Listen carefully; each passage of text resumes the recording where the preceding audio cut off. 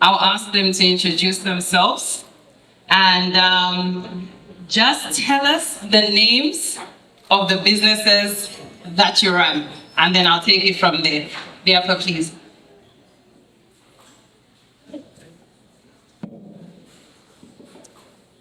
Good afternoon, ladies. I didn't know the room was this filled. You all look very beautiful. Thank you. My name is Liapa Pimkuluang. I am a licensed financial advisor and I run Money Acumen Group, which has Money Acumen Advisory, Money Acumen Brokerage, and Money Acumen Lisp, which is linked investment service providers. Yeah. Hi everyone, how are you? My name is Precious Chipuka Sampa, and I'm the founder of Glenview Events and Glenview Venue. We are a professional designing, styling, and conceptualizing events company. Okay, so I'll start with Liapa. I'm sure everybody knows Liapa. When you hear the name Liapa, that's everything, isn't it? Anyway, Liapa, you really trailblazed in the industry that you are in. The world of investments is very complicated, you know? If you hear bonds, you hear treasury bills, you hear unit trust, what's this about, right? So Liapa made it her life to break this down for us. We're so grateful. I'll ask just a question to kind of break the ice. First of all, congratulations on the award you recently received from Zanaco. She recently received the Z Women in Finance Award for the year 2025. If you know, Zanaco holds a yearly award ceremony. It's called Z Women Banking Awards, and she recently won that award. We want to give you your flowers, right? Thank you. You know, when these businesses start, they start as a thought, and then an action, and then now look at her. So tell us about some of the awards that you've received, and maybe the one that is the most dear to you. Okay. Wow. I'm trying to remember all of them. Okay, in no order. So there's the 2020 Governors Award. I think that was the most impactful. And 2024, so the 2020 Governors Award was individual contribution to financial literacy in Zambia. And in 2024, which is last year, I won another Governors Award for leadership in investments and interpretation of investor knowledge. And the business also won Best Interpretation for investor knowledge and investment strategies. There's also the Mwana Kazioko Ngoda, and then, okay, I'm failing to remember. And then there's the most recent one, the Woman in Finance. But I feel the most impactful for me was the first Governors Award. It almost reaffirmed my work. It's what led to me starting Money Acumen Advisory and hoping to implement it for the longer term. Me and Teresa always, joke about, how this business is still in its infancy stages in terms of coming up with an exit strategy. Why? Because we want it to be a legacy business. And that award is what cemented legacy for me, and hence Money Acumen Advisory. Can you see how complicated it sounds? We'll ask her to use more. So Liapa, tell us about how Money Acumen started. What were the thoughts around it, and why? Why? Tell us about it. How it began. Okay. So I'm an accounting and finance graduate, and for the most of my stages in starting out work, I worked in retail management. It was a fantastic career for me. I started working at age 18, 19. I rose up the ladder very quickly. You have managers that believe in you, and I became a branch manager at some point, and you get to the city pretty much, yeah. And that's when I started looking for a jump into finance. And fortunately for me, my first role in the finance industry was investment advisory for one of the world's largest investment advisory firms. The experience there was beyond invaluable. My clients, or particularly the clients at the time, were high net individuals to ultra high net individuals. And as you sit in every meeting and you're sitting with these individuals that earn, God forbid, hell bent large amounts of money there. And you've been sent to manage their portfolios. You've been sent to give them advice on how best they can maximize on the returns on their money. But then with every single client I met, I realized that the more money they earned, the less they knew what to do with their money. Yeah. And when I come back to reality, because we have to come back to reality, yeah, everyone, the low to medium income earners, are waiting for that breakthrough when they start making those, $15,000 per month or $10,000 per month, to start managing their finances. So it becomes almost like a light bulb moment, saying no one knows how to manage their monies, whether you earn relatively low or you earn relatively high. So if that is what is the hurdle that's standing between, that's standing in the way rather of being financially literate and getting started on your investment journey, then everyone needs the same knowledge, and that's where now the financial literacy started. So financial literacy is passion for me. I know I still get, now it's become stickers in my inbox because I don't share on my platforms anymore. The business is a bit too overwhelming, but it started, financial literacy and the sharing in my social started from my investment career, investment advisory career, where I said, let me just break down the concepts of investment advisory and wealth management to the layman's level. Like what really is saving? Yeah, what is insurance? What is a unit trust? What is a bond? Where do you buy a bond? Who is Bank of Zambia? What do they do? Yeah, what is the capital markets? What are the money markets? And people started gaining momentum, saying, "Okay, we want to plan for the long run. We want to learn about money. We want financial freedom. We want financial independence. I want to know." And the light bulb moments also were the minimums that required of you for you to start investing. When I told people, saying you can start with as low as 500 kwacha in a unit trust, you can buy a bond for as low as 1,000 kwacha. You can start your stock portfolio with as low as 500 kwacha. People just didn't know. They didn't know where to find a stockbroker. And the more knowledge, the more the knowledge of this information was put out there, the more the uptake of investing in Zambia grew. Of course, with the help of other colleagues in the industry that are financial literacy enthusiasts. And there came a point, to answer your question, where I almost told myself I needed to take 2 steps back, saying I think or I feel I've made my contribution to society when it comes to financial literacy. I need to go back now to build legacy and go back to where my journey started in finance, which is wealth management and investment advisory. And hence the setting up of Money Action Advisory, so we can, create properly curated portfolios, have a chat with clients who are looking at wealth accumulation, that are looking at wealth management, people that have children. The majority of the clients have children. They're looking for education planning for their children as they go out into tertiary. Everyone needs a retirement plan, and just ensuring that everyone has some sort of a well-balanced portfolio.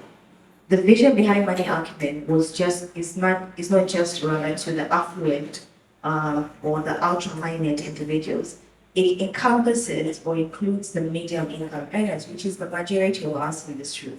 So we brought it down to that level, saying we're not going to be like private bankers or global investment advisors that only want a certain cap in terms of income. We're going to open the doors to everyone, as long as you can afford our services, which are very inexpensive. Come, You will be allocated a private wealth manager and an investment advisor in your own capacity, and we will hold your hand. When you come to Money Advisory, we sit you down, give you, it's a 90-minute session with the investment advisor. After that, you set an advisory note. And the goal of that advisory note is one that takes you for the next 15, 25 years. And if you want to retain us as your personal investment advisors, there's that option. And for us, that is legacy. Amazing. I'm going to Precious now, but let me do something that I've been doing this whole morning. Who has heard of Glenview events? Glenview Bridal, Glenview Venue? Guys, it's beautiful. It's beautiful. This is Precious. This is the lady behind the beauty. Precious, tell us a little bit about how it came to be and just why it's so beautiful. Tell us. I just want to see the hands again. Okay, say it about being relaxed. How many events people do we have here? Events industry. Nice, nice. Okay. So, being here is a dream of a young girl, of Precious. Me. Graduating from the University of Zambia in 2012. I really never thought entrepreneurship was the route to go for starters. So all I envisioned myself being was a career woman. And according to society standards, a career woman, you all have to wear your suits and heels all the time. And moving on, I started right from the University of Zambia. I moved to MTN in customer service, where I worked for about a year. And while at MTN, I was in a space where I knew I wanted to do and be more, but I just didn't know what it was. Not that MTN was not my space, I knew it was my space. But you know, when you're just a graduate, you are very ambitious, and as we all be, right after university, you think you're going to find yourself a boss somewhere, you're proving yourself with the rest to the world, and you learn what you have to learn before you can get somewhere. So, coming from MTN, I got a job in government as a statistician in the planning and monitoring department. Before I can even go any further, if you know what's involved in events, then you know that looking back now, I realized it was all God's plan. I started customer service at MTN. Then I went into a planning and monitoring department as a statistician, where I was leveraging data-driven strategies for infrastructure countrywide. So, while still at in government, which was Ministry of Works and Supply, time came when it was time to plan my wedding. And after planning my wedding, after I had my events, I had a lot of people reaching out to me asking if I could help them with planning their events. And I say, maybe I should give it a try. So initially it started as a hobby, setting up smaller events for my friends. I remember setting up my wedding veterans mother-in-law's Harry team. And I kind of enjoyed it, found it very stressful. But then I said, let me take it on. So what I did is I set up a garden, my mom's gardens. I set up a few tables, went on Pinterest, found ideas that I wanted to showcase, because at the time I wasn't getting clients. And we all know we run businesses, different businesses. Clients want to see that you're able to do something before they can trust you. So what work do you put out there if you've not advertised yourself enough to get a client? So I thought of using my mom's gardens. I had a few tables, I had a few pieces as well. Got a few flowers, I got a photographer, took a few pictures. And that is what I started with, posting them on Instagram. And thankfully, to God, the feedback was quite overwhelming at the time, and so the event started. That was 2018 by the way, after having been on the event side, in 2021, when you're on the planning side, you meet clients. There's certain clients that want things that are just over the top, right? And then you are their planner. So I had a planner, I got a client in 2020 actually, and she made us go through so many venues because she was looking for that one venue that spoke to her. Well, she was coming from South Africa, but she was looking for South Africa in Zambia, and you know how that is when you look at the infrastructure that they have there. So then we went to so many different venues, and then another client again ended up saying, you know what, we settle for our backyard. So then I came and realized the gap in terms of the venues that we had in Zambia. We have absolutely beautiful venues. But I felt like there was a gap in terms of what venues was specifically made to be weddings, catering for all the bride's needs. And that is when it came at a time when we were meant to have done a personal project with my partner. And I said, look, instead of going the route of personal project, why don't we consider a wedding venue? And he says, why wedding venue? I said, because I've noticed there's a gap in the industry and it's something that's worth trying. And that is how New Venue came up. At the time, I had just taken a maternity leave of events, so it gave me quite some time to draw inspiration from so many other venues out and also locally to come up with New Venue. And just to mention, New Venue is something I started drawing in my diary, literally from what I wanted the guest to look like, what I wanted the driver to look like, what I wanted it, how different I wanted it to be. So that is how GameP events came up and GameP venue. Very nice. What a detailed explanation. You know how people who are in the marketing space are always trying to sell you something.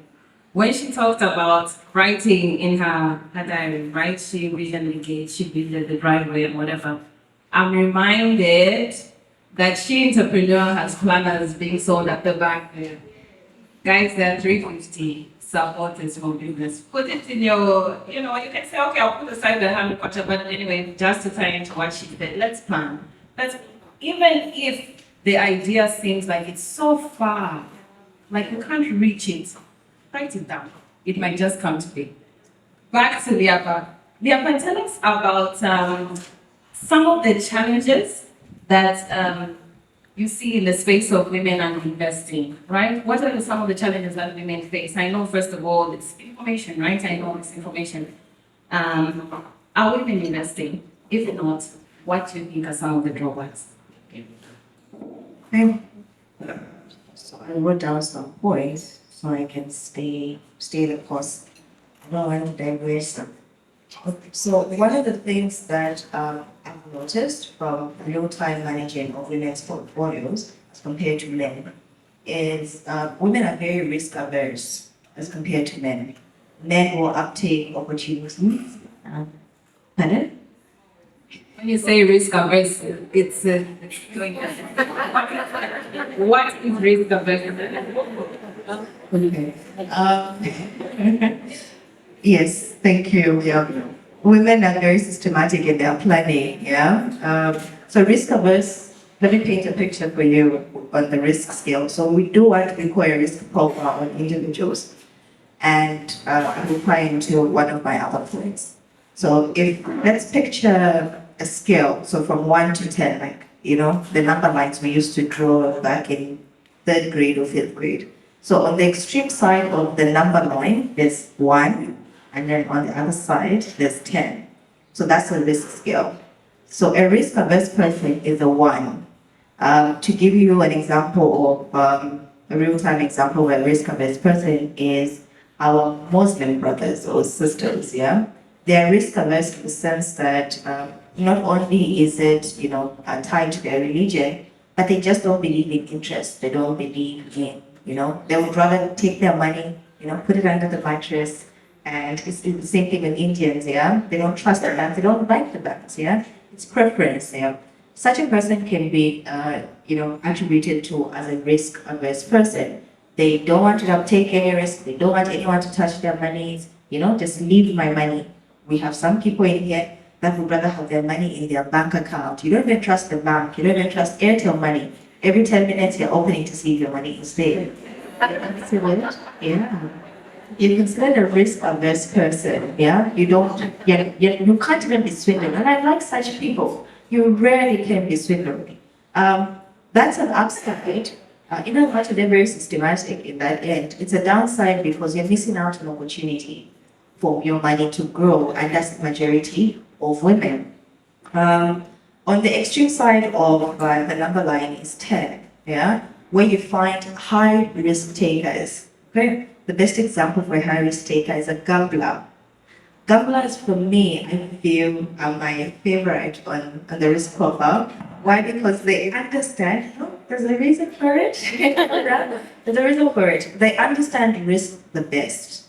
A gambler will walk into a casino, let's say with 100,000 kwacha, yeah?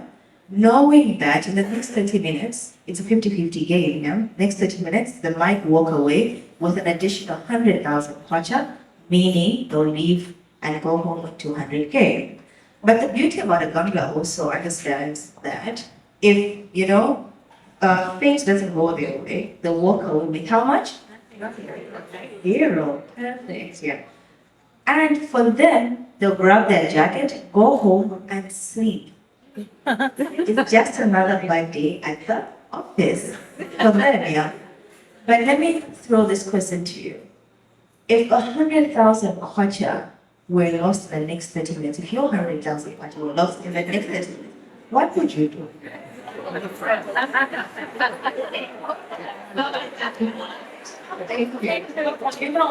What that teaches you, you don't have the backbone of a gambler. You don't even have the mental bandwidth or the mental fortitude to withstand loss. Okay. There's a saying that says, the higher the risk, the higher the... Thank you. So where return is high, risk is right next to it. Okay. But the problem is we have huge return appetites, huge profit appetites. But the problem is we don't have the risk profile for it. We don't have the stomach for it. Yeah? So if I come to you offering you a too good to be true opportunity, the chances are it is.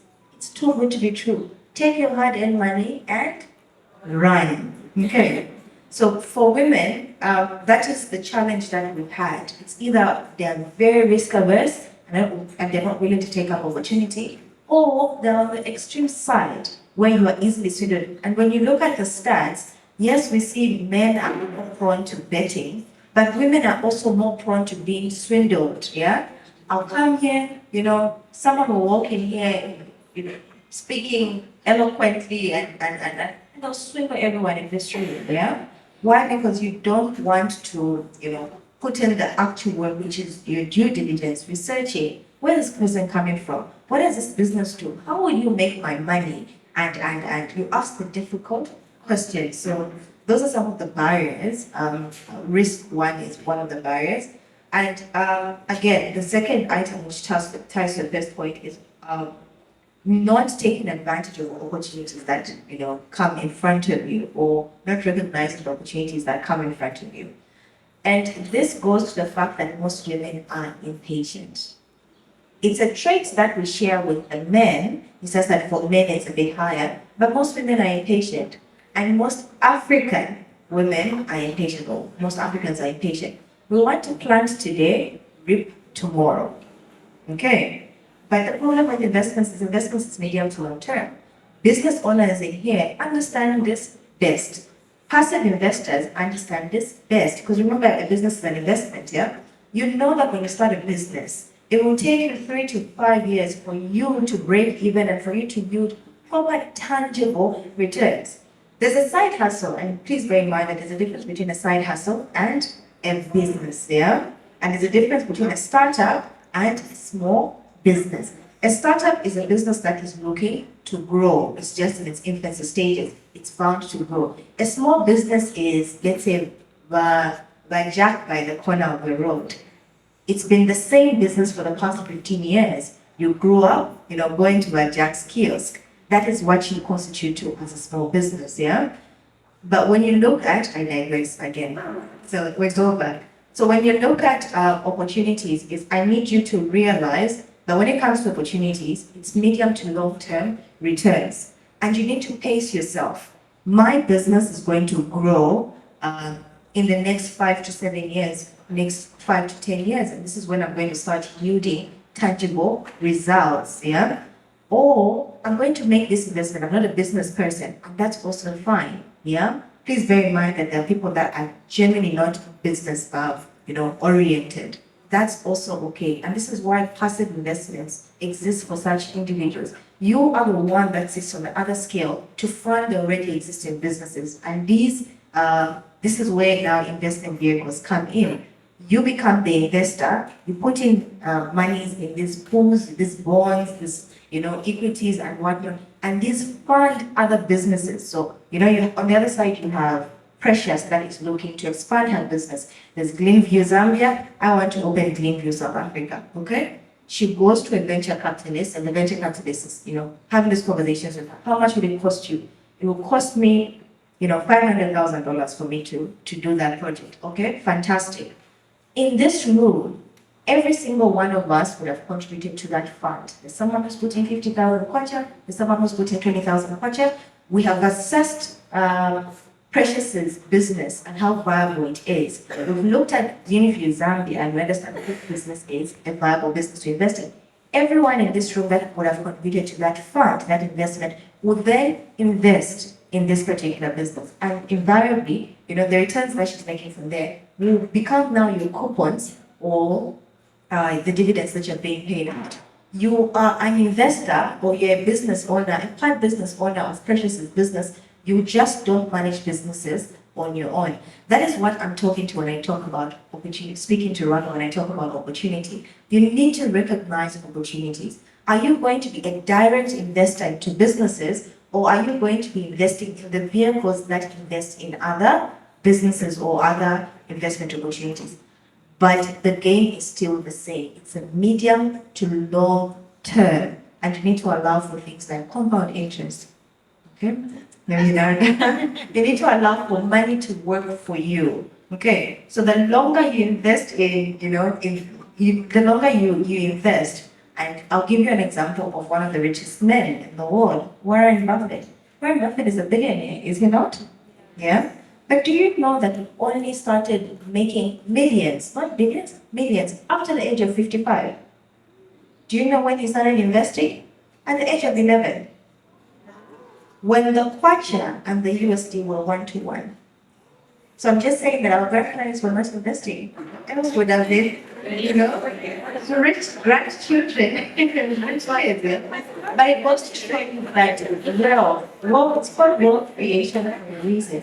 You have to create the wealth. I love the fact that there isn't Zambian Lotto anymore. That means no one is dreaming of money falling from the sky. You actually need to work for your money. It goes to show that the 11-year-old Warren Buffett, and also this ties to the fact that I hate black tax. And I'll tell you this, as mothers, aunties, prospective grandmothers in this room, please do not subject your children and your grandchildren to black tax. Okay, another way of doing it, what is black tax? If a black tax is, I will not speak, I always put a caveat to this, I will not speak to our parents. Our parents didn't have this knowledge. I'm speaking to you, future grandparents and future parents of children that will be working. So on your child's 5,000 kwacha, you want to place yourself there. You want to put yourself in the budget. Why are you doing that to someone's child? Your child, of course. Why are you doing that to them? Yeah? What I implore for you to do is set yourself up, and this is why for us we talk about retirement planning. You're still working. Retirement is expensive. Retirement is like December. December you wake up to, the good vibes and because you're not working. That is retirement in perpetuality. It is expensive. Okay. So you want to get to a point where you start planning for what am I going to be doing in retirement? Even if that child is sending you 1,000 kwacha, what are you going to do with 1,000 kwacha? Because that's the normal, yeah? 1,000, 2,000 is what we send to our parents, is it not? And it's already causing a strain on most of, our budgets. But that's what they can afford. So for us, and what I'm asking for you to do is be like the Warren Buffett of this world. But accord that opportunity to your children. Accord that opportunity to your 11-year-old. How many of us know that you can open a minor investor account, a stock account for your children? How many of us know that? Okay, we have like 5 parents. yeah, about 6 months, yeah, you can open an investor account for your child. If you start investing today for your child, for your 1 year old, if you're investing 1,000 kwacha on the stock market for your child, by the time they'll be, if you invest for, excuse me, for 20 years, by the time they turn 20, their account or the value of their portfolio will be in excess of 18 million kwacha. Do you know that? Your child will be a millionaire by the time they're 20. If you invest in the same amount, and I'm ending with this, if you invest the same amount in a unit trust, for instance, yeah, be for your retirement. Do I have a 40-year-old or 40-year-olds in here? Yeah? Okay, thank you. I'll use you as a case point. If you put in a 20,000 kwacha lump sum right now in a unit trust account, that's giving you, on average, let's say just 22%, a decent 22%, yeah, in a unit trust account, and you forget about it, 20,000 kwacha. By the time you'll be retiring at age 60, you'll find that money will have grown to 1,056,000. If you do that for your child will find 1,056,000 at age 20. What would you have done with 1 million at age 20? Yeah, the possibilities are endless. And that's the opportunities that I'm speaking to. Recognize the opportunities, but also look at the minimums.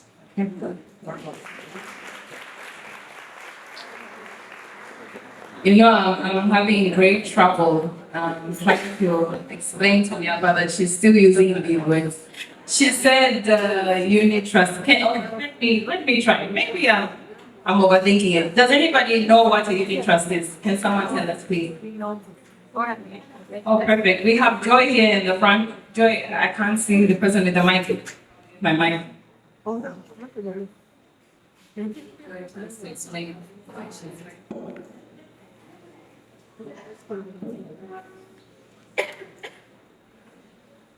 So my understanding of a unit trust is a pool of funds, all right, that is managed by somebody who would be called an investment manager. So this investment manager will pull funds from anybody. It could be from, let's say, maybe a banker. It can be from a lawyer. It can even be from a marketeer. Anybody who's willing to give up a certain portion of funds that they don't need to use, whether it's in 6 months, it's in a year. He collects money from various avenues, picks up a vehicle that he's going to use to inject that capital for purposes of yielding a return for you. So the amount of money that you invest or you put up for investment determines your yield or your capital. So that is how I understand a unit trust. It's also referred to as a collective investment scheme in law. Thanks. Thank you for your help. Just to push it further, because I'm being accused of using jargon, we know what a savings account is, yeah? In the bank, yeah? So savings accounts are found in banks in the money market, yeah? There's also what we call the capital markets, and that's where we find unit trusts. So unit trusts are also found in what we call fund management firms, like she spoke to, is managed by a fund manager. So unit trust account is simply, instead of it being called a savings account, we will call it an investment account. The same way you'll be putting aside a 500 kwacha in your savings account is the same way you'll be putting aside a 500 kwacha in your unit trust account. Okay. The only difference is in a savings account, they'll give you 1-2% per annum if you're lucky. In an investment account with the unit trust, with CIS, with fund manager, these are words that are used interchangeably. In your investment account, the investment manager or the fund manager there exists for you. A bank exists to make business for itself. That's why they're giving you 1 or 2%, yeah? An investment account exists for you, the investor. So the fund manager will go into the market, like she said, invest the money on your behalf, and when they make the money, they'll come and present it to you to say, we made 25% this year for you, okay? My charge for making this money for you is 2%. So I'll take my 2% and I'll give you 23%. Okay, and this is where you find that the rates in an investment account are much higher than what you find in a savings account. Savings account is 1 + 1 = 2. Unit trust account is 1 + 1 times 25%. That is the money I get.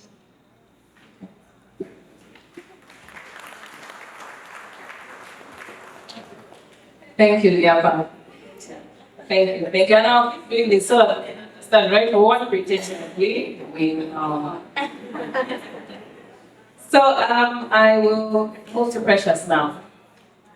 You saw that there were a number of people who are in the decor fields, events planning, Yeah. and I'm sure they would like to know from your experience what some of the pitfalls are. What are some of the challenges? What are some of the don't go down that road advice that you would give to someone, or even that you've noticed or you've experienced on your own? Please give us your love. Okay. So firstly, hearing your emphasis makes me wish I would have always say ask a lot of questions. Here looking at him like this in my talk. I think when it comes to firstly Greenview, I have to dissect the two. There's Greenview events, which is the decor and design side, and then we have Greenview venue, and then we also have Greenview bridal. And we focus mainly on Greenview decor and also making part of the venue and give instances of part of the venue because it's out and the same day pretty much shared. So when it comes to Greenview decor and just genuinely Greenview for just, I'd also like to just speak to people who are outside decor, right? I feel like as a business, when you are scaling up, there's the idea of wanting to grow too fast, faster than the amounts that you are making or the revenue that you are getting as a business, right? And I feel like that is a mistake that a lot of us business people face, right? So if, for instance, I start decor and I'm looking at immediate opportunities, I get my first 2 clients that are willing to pay a quotation of say maybe 50,000 kwacha, right? Just because a client is paying me 50,000 kwacha doesn't mean my profit is 50,000 kwacha. But with most of us as business owners, especially when starting, because you want to grow at a much faster pace than normally, right? You find yourself wanting to reinvest more than your cash flow is. So then when you reinvest too quickly, and also when you misalign your funds with just your cash flow generation, what happens? There's chances of you running out of cash as a business, which is actually a common reason as to why a lot of startup businesses fail, running out of cash. And we do know that it's not all businesses that are capital injected when starting out. So if it's a business, say for instance, that's decor, you start by hiring out certain things, right? But you need to pace yourself. How is the progress? What are my projections for the year? If say for instance I get 20 clients, right? And they're paying me 50,000 kwacha. I'm thinking in 10 months, because you have off-peak and peak seasons in doing events, they're looking at 10 months plus for a peak season. I'm saying I'm going to have 500K. But I can't decide that I'm going to go to Jordan and buy stock that's worth 400K. I do want to grow as a business, and I understand that growing means investing back your profits when you're starting, that you need to pace that. I will also give an example of Greenview venue, right? At the time that we were conceptualizing Greenview venue, it was not meant to be an outdoor venue, right? So we drew our plan, and it was meant to be an outdoor and also an indoor wedding venue. Now, as we started growing, we realized that we didn't have enough money to have both the outdoor venue and then think of the bridal suites and then think of the indoor hall. So I said, let's start with gardens, because so many venues around are gardens. Whatever money we're going to get from the outdoor venue should be able to help us go to the next phase. So it's very important to phase out your business strategies, or even just like phases. So you now have a phase 1, which is the Greenview venue that you see now, right? You see Greenview venue and you think, oh my goodness, it's such a beautiful space. I see Greenview venue and I see 20% of what I envision to be in the next 4 or 5 years. But that's because I have a long-term plan of what it's meant to be, and I can't decide just because I'm getting booked every other weekend, I should invest in the indoor hall venue. So before you know it, you have gray shells and you've run out of money to try and invest. So I would say before you listen to Liapa say, in 5 years you're going to make 22 million and whatever it is, which I think is very right by the way, but you need to also try and face your progress. Take it one step at a time. Don't want If you're starting a venue, don't look at the and say, I want this, I want that. Phase it out. Try and see if one part of it is able to fund the other. And then also in the same concept, we look at hiring. So when it comes to hiring, I think a lot of business people are going to agree with me on this one. The minute you feel like you're growing as a business, which by the way, there's a difference between scaling as a business and growing as a business. Growing as a business is when your revenue is becoming more, you feel the need to hire more people, right? Scaling is a way in which you as a business person is trying to grow but at minimal costs, right? So I think the smart way to do it is scaling is how am I going to grow but at minimal costs. But the mistake that we also make is hiring too soon, hiring the wrong people. So just because I have a team of say maybe 10 for decor, right? And I'm able to set up weddings for maybe 200 guests, I feel like I've gotten too many clients in this year, and all of a sudden, I feel like I need to increase my team to 20 so we can take up more weddings. Increasing your team does not necessarily equate to you growing as a business. What that does is it's going to raise your payroll, right? Against your cash flow. So it doesn't mean you have a bigger team. Just what I do now with a team of 10, I'm going to do better with a team of 20. You will have a team of 30 and actually just be stagnant as a business. And you will realize that there's a lot of money that goes into payroll and salaries. So I think it's very, very important for you to also make sure that you hire the right people. When you hire the right people as a business owner, we are very upset with wanting to feel or think that because I'm the vision carrier, I know best, I will do best. That you cannot do everything when you're on. You need a team. And that team has to be a team of people that have the right skill, team that understands what your vision as a company is. And that way, as the owner, it leaves you to let your team work on other things while you focus on the main objectives of your business. And that is how you're going to keep it growing. I think that's one of the other things that I have done. And then also, I would say customer service, not listening to customer feedback. They say a business that's good at customer service is automatically a very advantaged business compared to a business that doesn't have good customer service. And more often than not, I have come to realize that our clients are the best advocates for our businesses. Where the public, because the public has its own opinions of who you are or how you run your business. But the people that have experienced you firsthand are the people that you're going to get your clients from. And personally, for me, it's been my brands. Eventually, in the business that I am, we get to have emotional attachments. Yeah. Sometimes and sometimes not, but yeah. So when you love your brands and you understand the importance of their day, you want to give it your best. And you want your clients to also trust that the service that you're providing them, regardless of what they're paying, they need to be at a point where they trust that you're going to deliver, right? It is when you cater to one client and you cater to that client perfectly, that the other client will go and tell the next client and the next client. You see what I mean, right? So take every client, or taking every client being as important as your last client is a very important thing to do. But most of the times, a client reaches out to you and they're in a bad mood, and we all just need to absolutely agree as business owners that it's not all the time we're in the mood, right? You're having a bad day, and then you get a client that's going to come and say, but you're not responding to me. I sent you an email 2 weeks ago, but you're not responding to me. And you're having a bad day. So maybe you just come and reply with a brochure. So if you give a brochure and you tell them saying, read that, and they find that not engaging, before you know it, oh no, I think she has days. Oh no, I think she's engaging. But the people that experience you firsthand are the people that will bring you more business. So focus on customer service before anything, because it's from your customers that you will get more referrals, that you will get more customers on it. So I think those are just some of the people, and I could go on and on and on, but I think those are some that I chose that I thought could be relatable with any other business that's also just not in the decor events industry. I really didn't have to say a round of applause. That was perfect.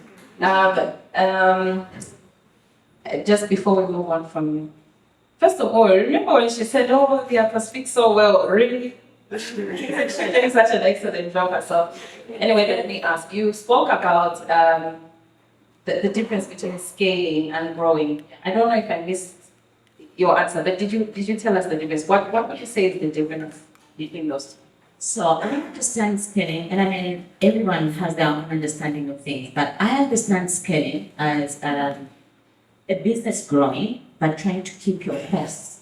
Meaning, you get what I mean? It doesn't always mean that when your business is growing, then you also need to increase your costs. Because then you will find yourself growing, but your expenses become more. Then where's your profit?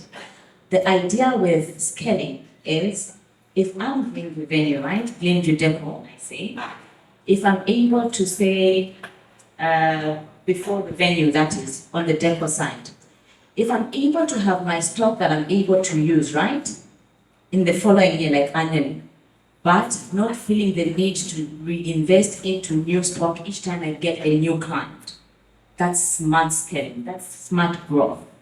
Does that make sense? Am I making sense? Yeah. So you scale when you're targeting scaling, then you're saying, I'm growing as a company, but I don't want my expense line to grow, which most of the time, as you grow, is inevitable. But there's a way in which we can keep our expenses quite minimal. Like I gave an example of hiring.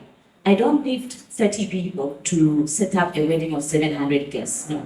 I need 15 people that are dedicated to their art, that understand their skill sets, those that also understand where I as vision carrier envision the event to be. And that is why it's very important to also speak your vision into your team people. And let them understand that this is why you need to be. Otherwise, you will always carry the burden of wanting to move the organization at a higher pace, but you're leaving your team behind. You now are burnt out as a business person. I think that is something that business is not easy at all. Whether it's a canteen bar, whether it's a big business, whether you're a CEO of a bank, it's not easy at all. But I think it's very important to try and see and find ways to try and keep yourself sane while trying to focus on business objective. Yeah, did I answer the question? Yes, thank you very much. I just want to highlight that the reason why I asked her to explain that a little bit further is because of the theme. And I'll be honest, I never listen to themes. I don't even read them. I don't even know what they are. But for today, we are trying to build enterprises that are women-led, right? Through technology. You've heard me asking about social media and scalable practices.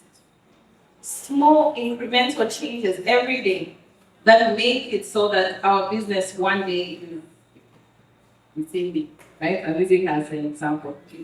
I hope you appreciate what I'm saying. I want us to pick up the small bit of knowledge. I hope I'm loud enough.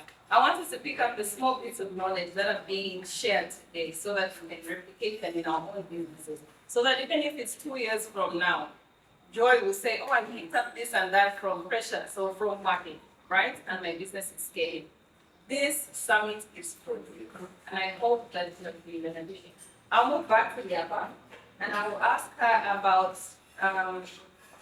just Liapa in just a minute.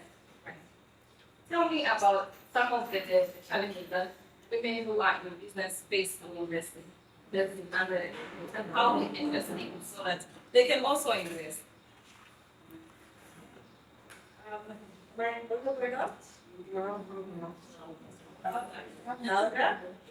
This is the loudest I can go ahead.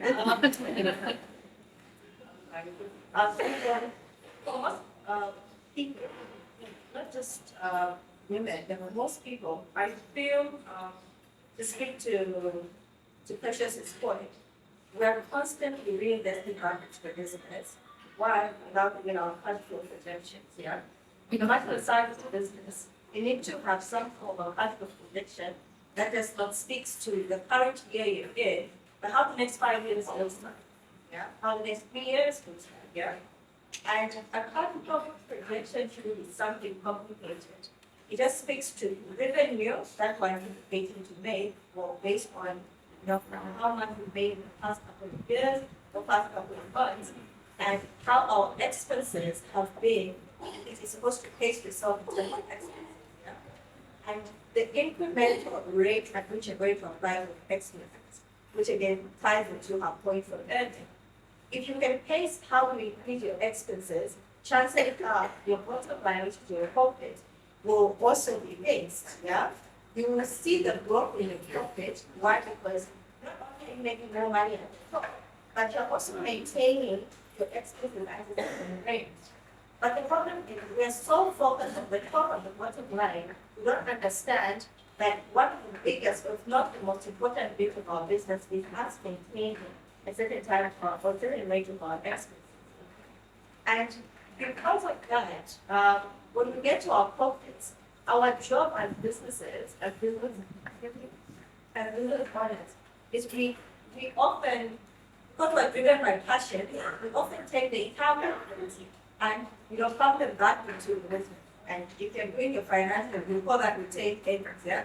You get it, you put it back into the business. Yeah? But at what point do you stop to think, saying, one, am I going to diversify? Am I not, saturating my risk into just one business? Yeah? What if that business fails? Yeah? And those are some of the hindrances that we have as business owners. So when it comes to investing, I'll take the same route. If I respond and say yes, and then moving away from the objective and the clientele that I'm trying to attract to create revenue, what clientele is that? It's the clientele that believes in exclusivity. Imagine you have to charge a higher amount for any product that you are selling or in business in, right? You don't want your customers to feel like it's something that anyone can just have. A music video, I have requests every day. Can we do a photo shoot? No.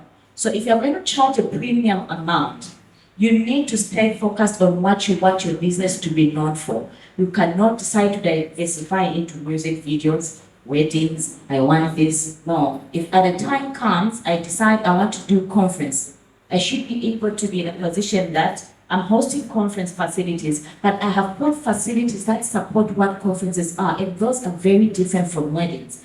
So I think reacting to immediate opportunities is one of the other issues that we need to understand is not a necessary need for businesses. Thank you very much, Precious. Like I said, it looks like we needed the whole day. I was going to ask you about, well, we've been asking the rest of the speakers about what role social media has played in scaling up your business. But I asked you. Do you know what she said? She said, please. So I should ask her. I'll give you a minute. Please, Precious, we want to learn from you. Tell us about social media and how you make it. Yeah. I cannot begin to emphasize just what a powerful social media is for any business when it comes to marketing. Personally, Facebook is a platform that I will post once in a while. 2 weeks will pass and I'll be like, oh, I haven't posted on Facebook. But I learned recently when I attended a seminar, right? That Facebook is that place where you want people to know about your business, right? So you post because that is why you find people say, that Yahweh live. Yeah? We find people who will say, oh my goodness, this keywords with overwhelming, I can't, right? But because you're getting the negative comments on Facebook, should not discourage you. People are knowing more about your business on Facebook. And that is why you will see that you will have more shares, you will have more likes, and generally even just comments on Facebook, no matter how negative they are. Instagram for me has been that place where I actually find the serious clients. The clients who come to you, hi Precious, could I please have your email address? I'd like to know about the venue, and the client comes. That's just for me. And it works differently for other people, right? Now, another thing is sponsored adverts. For sponsored adverts, it's not all the time that when you sponsor an advert, you are looking to get more business. That's how you grow your numbers. Social media is pretty much a tool that's so powerful that you do not have to physically be there or physically meet your clients. I post content for my weddings and I'm able to tell that my followers can relate to the content that I want.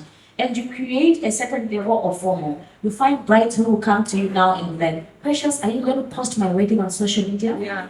Yeah, it's a real thing because you're creating something where people feel like if they do not go for your business and no one sees that they went for your business, then it's not good enough. It works for you. It's a lot of pressure for clients. And I like to be realistic with my clients. Much as I don't want them to spend money on you, I like to tell them you need to be realistic, work within your budget, right? But at the same time, you need to understand that post engagement of whatever you've advertised, because not everyone is at that wedding, but people are seeing what you are posting and they're able to come to you. So please do not underrate at all just what a powerful tool Instagram and Facebook are. Just a quick one, I know she says you're behind time. I had gone on maternity leave from 2020 and I came back to the events industry in 2023. So I was off for 3 years, right? 2023 coming back was a really, really hard year for me. At the time that I was leaving, I thought, okay, maybe now we're starting to get a hang of everything. But you know, this is something, these are things that all women go through. Maternity, you have children, you just don't have the energy and the time, right? Coming back in 2023 was hard because 3 years out of business is 3 years enough to give your competitors time to grow and upscale. You know what I mean? So now you become desperate and you're trying to catch up, but you can see your friends have actually progressed 10 steps ahead. I stayed on Instagram and Facebook every other day. I had very few events. People didn't even realize that I only had 6 events in 2023, but I advertised on every chance I got. That by the time 2024 was coming, people remembered who or what Greenview was, and it helped me get back into business. I'm still trying to find my feet, but I'm just thankful that because of Instagram and Facebook, I'm able to have people still remember what Greenview was. So please do it, guys. Thank you, Precious. Thank you for your time. Thank you for speaking to us. Thank you for sharing your knowledge. We appreciate you. Thank you, Liapa, for coming. Thank you for your knowledge. I know that your industry is a niche industry and it needs a lot of time to break down some of the concepts that are a bit more complex to understand. Thank you so much. Ladies, my name is Notonga. I've been your moderator. I was looking for the word, don't think it's slang, I was looking for the word. Yeah, in the beginning I said I'm just a girl, but I'm not just a girl. Anyway, I'm in the finance industry, I work in corporate, I do not own any business. So I come here as your student. Thank you so much. I'll hand over to Tina. A round of applause for the ladies.